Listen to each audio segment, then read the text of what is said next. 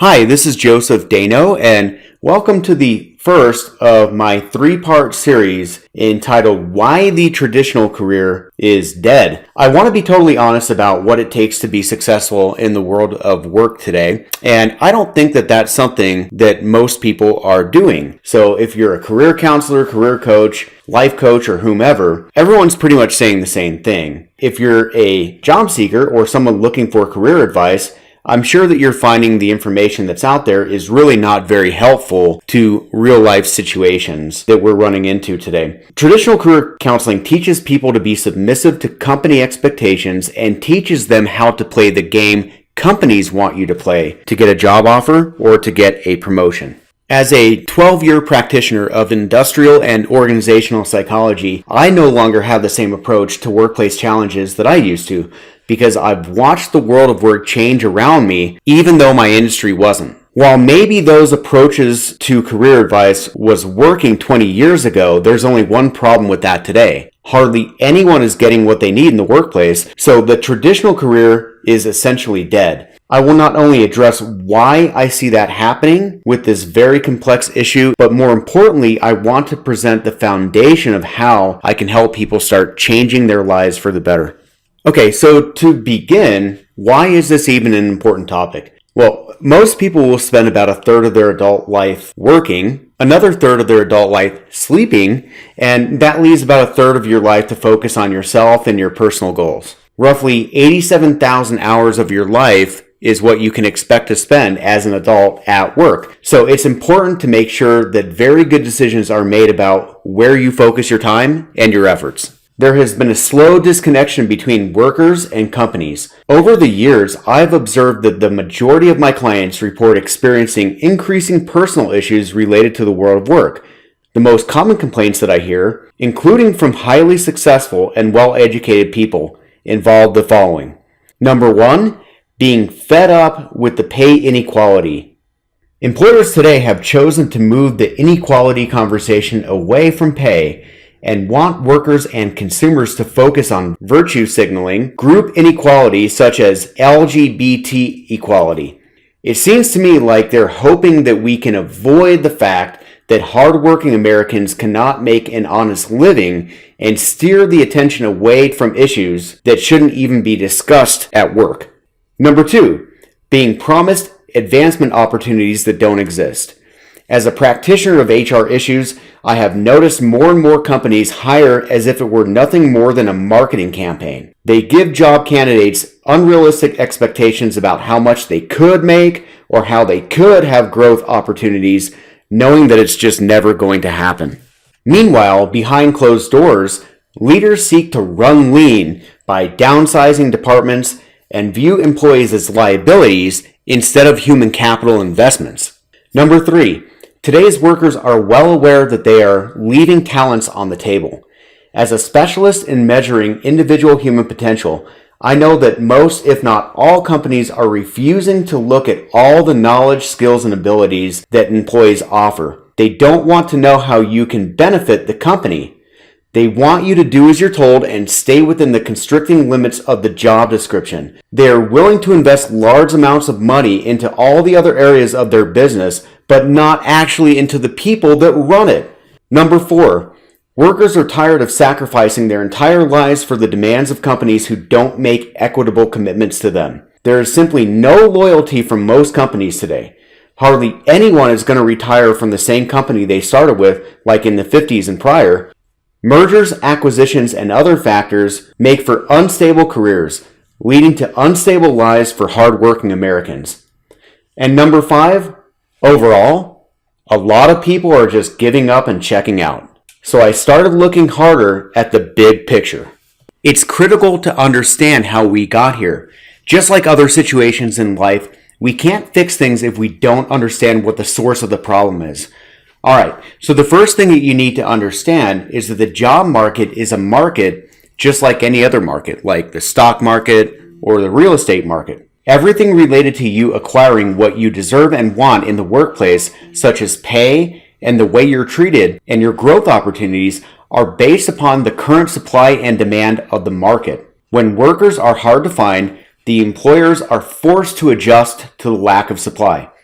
For example, if so many Americans were actually employed and satisfied in their current positions to the extent that companies seeking to fill new positions had difficulty finding new people to hire, workers would have more leverage to negotiate salary or say no to dead-end jobs. So I want to start by taking a historical look at the job market starting around 1960 to current to help you better understand what's happening. So let's start with looking at the Bureau of Labor Stats record of the labor force participation rate. This chart goes back as far as 1948. The labor force participation rate measures how many people of working age are actually in the workforce. Everyone ages 16 to 75 in the US. This is not the unemployment rate, and we'll review that later. What you hear on the news and from politicians is always about the unemployment rate. But as far as I'm concerned, the unemployment rate is not an accurate measurement of the workforce. The unemployment rate only measures how many people are currently collecting unemployment benefits.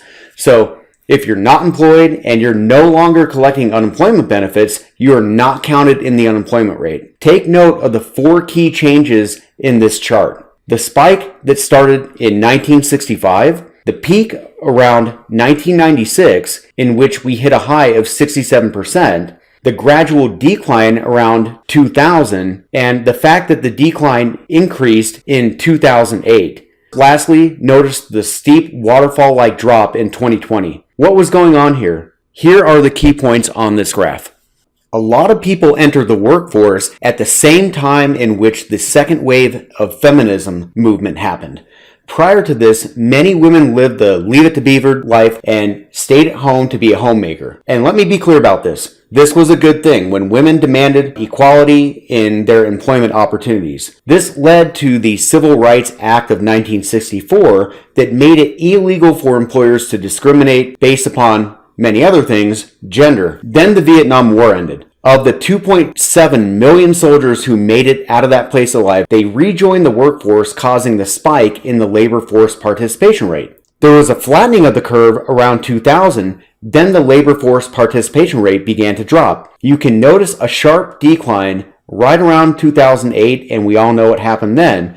The stock market crash was known as the Great Recession. Then there is the steepest dip on record yet in Q2 of 2020. And as much as I would like to say it was the virus, it was the lockdowns, shutdowns, government mandates, and fear pushed around about the virus that dropped the participation rate down an additional 3% almost overnight, thus bringing us back to where we were in the 70s. I'm recording this in February of 2021, and a year later the data shows that we've only gained back about 1.5%. That puts us around 61.5% at the end of 2020. That's back in line with where we were in the country in Q2 of 1976. As of the last record to date, 39.5% of working age people are not in the workforce, as if Americans needed another reason to be less optimistic. Based on the graph, it's clear that a lot of people have chose to never return to work and have checked out. It is evident that in the past 20 years or so, Americans are completely checking out of the workforce. So in other words, right now, only 40% of all the people ages 16 to 75 in this country are not working at all. So if you're one of them, I hope it makes you feel a little better that you're not alone. But this is not the problem. This is a symptom of what's going on. Something larger is happening, and it can't just be major events in American history that are leading to the decline in the labor force participation rate. Because for the past 20 years or so, the labor force participation rate is not recovering from major events.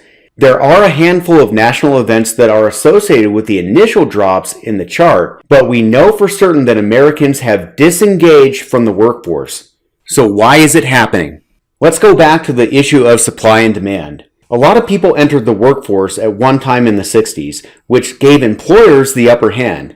There were more options for employers, which means that if you're asking for too much money, if you seem like you're overqualified or underqualified, or for whatever reason, the employers had more control over the market because they could be more selective. But that's not the case now that people are dropping out of the workforce. The problem is employers still want you to think that that's not the case. Employers still have the mentality even though people are checking out. I find this interesting that companies refuse to acknowledge that they struggle to find good talent. It always seems like the talk is about the unemployment rate. For example, if the unemployment rate is 5%, it makes it seem as if 95% of the people in this country are working, and that's not even close to the case. If you're going on a job interview and you're unemployed, they make you feel as if you're undesirable or whatever. Companies, hiring managers, and HR decision makers are refusing to acknowledge this problem. So if they don't want to fix it, it's up to us as individuals to take control of our lives in what I'm going to call the post-career world.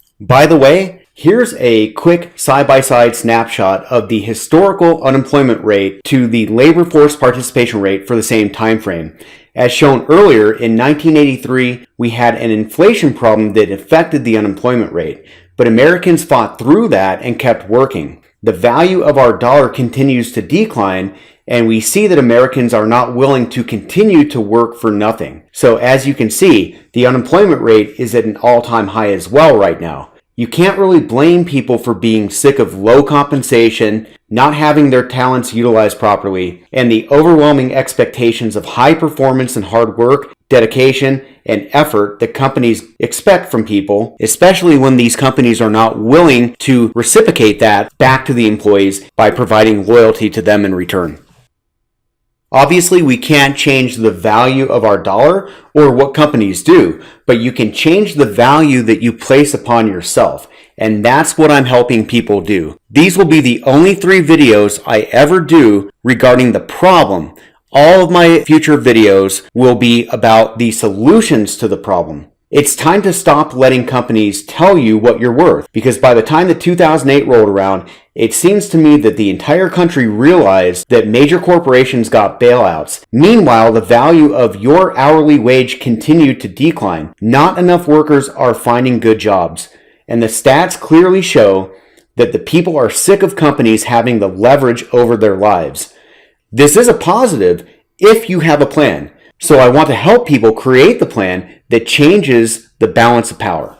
In parts 2 and 3 of this series, I will expose the major issues taking place inside today's companies. This will explain the unfulfilled psychological and economic needs of the average American worker in more detail, and I will help you fill in that gap. These issues have been the responsibility of organizations over the past 20 years. At this point, the answer to the problem is not attempting to fix companies from the inside or increasing the labor force participation rate. With talks about the Great Reset, universal basic income, and other things on the horizon, this would only add to the already disturbing trends I just presented. Now is the time to become more proactive about your situation. Imagine creating a workday that you want that can satisfy both your financial and psychological needs.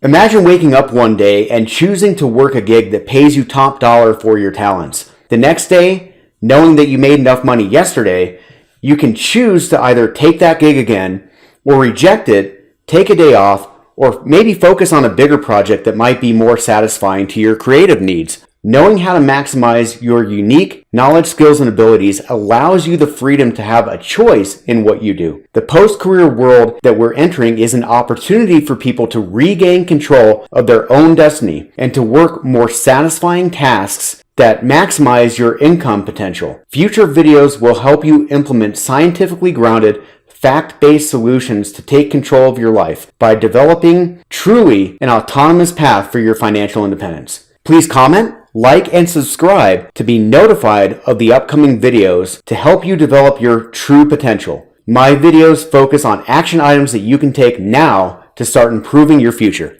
Thanks for watching.